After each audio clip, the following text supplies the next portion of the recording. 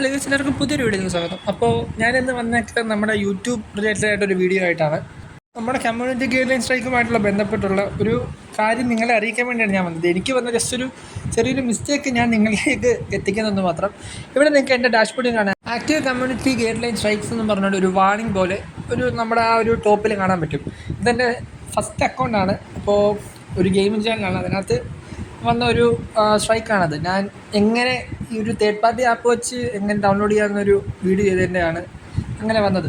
ഈ സംഭവം വന്നത് 2023 ഫെബ്രുവരിയിലാണ്. ഫെബ്രുവരി 9-ാം തീയതിയാണ് അത് വരുന്നത്. ഞാൻ സാധാരണ ഒരു പോളിസിയിൽ 90% കഴിയുമ്പോൾ 90 ദിവസം കഴിയുമ്പോൾ ഓട്ടോമാറ്റിക്കലി നമ്മുടെ സ്ട്രൈക്കോ കോപ്പിറൈറ്റ് അല്ല സ്ട്രൈക്കോ ഗൈഡ്ലൈൻ സ്ട്രൈക്കോ കാര്യങ്ങളൊക്കെ ഓട്ടോമാറ്റിക്കലി തന്നെ എക്സ്പയർ ആയി പോകുന്നതാണ്. പക്ഷേ ഞാൻ ഇന്നലെ ഈ ചാനലൊന്ന് കാരണം മോണിറ്റൈസ് ആവാനുള്ള അടുത്തൊക്കെ എത്തി തുടങ്ങിയപ്പോൾ ഞാൻ ജസ്റ്റ് ഒന്ന് അനലൈസ് ചെയ്യാൻ വേണ്ടി ഒന്ന് കയറിയപ്പോൾ പിന്നെ ഈ കമ്മ്യൂണിറ്റി ഗൈഡ്ലൈൻ സ്ട്രൈക്ക് തന്നെ കിടക്കുന്നു. അപ്പോൾ അങ്ങനെ ഞാൻ ഇത് കൂടുതൽ സെർച്ച് ചെയ്ത് നോക്കിയപ്പോൾ ഇതിനകത്ത് ഒരു കോഴ്സ് കംപ്ലീറ്റ് ആക്കണം, എന്നാൽ മാത്രമേ എക്സ്പയർ ഡേറ്റ് ഇവർ തരൂ എന്നൊരു ഓപ്ഷൻ ഞാൻ കണ്ടത്. ഇതിൻ്റെ വലിയ കോഴ്സൊന്നും അല്ല, നമ്മുടെ ഗൈഡ്ലൈൻ സ്ട്രൈക്കിനെ കുറച്ച് കാര്യങ്ങൾ ക്വസ്റ്റ്യൻസും കാര്യങ്ങളൊക്കെ പറഞ്ഞിട്ട് അത് കറക്റ്റും റോങ്ങും ഇല്ലെങ്കിൽ ട്രൂ ഓഫ് ഫോൾസ് എടുക്കാനുള്ള ഒരു എക്സാം പോലെ, ഈ MCQ എക്സാം ഇല്ല അതുപോലെ ഒരു ചെറിയൊരു 7-8 ക്വസ്റ്റ്യൻ വെച്ചുള്ള ഒരു പരിപാടിയായിരുന്നു.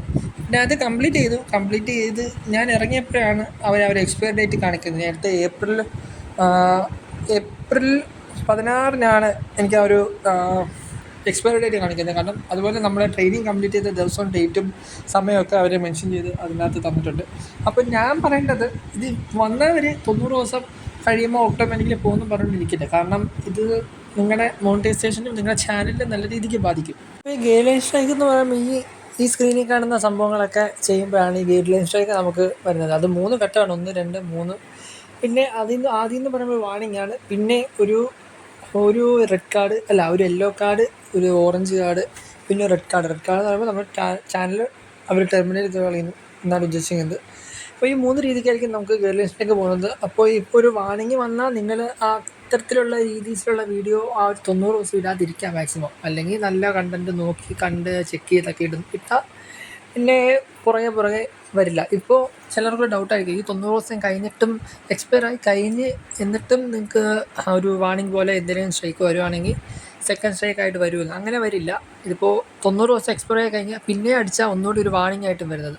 ഓക്കെ, ഇങ്ങനെയാണ് ആ രീതി പോകുന്നത്. എല്ലാവരും മാക്സിമം നോക്കി കണ്ടൊക്കെ ഇടയ്ക്ക് ഇത് വന്നവർ ജസ്റ്റ് ആ ട്രെയിനിങ് എന്തെങ്കിലും കംപ്ലീറ്റ് ആക്കുക, അല്ലെങ്കിൽ നമുക്ക് സംഭവം എക്സ്പയർ ആ ഒരു ഡേറ്റ് വരില്ല.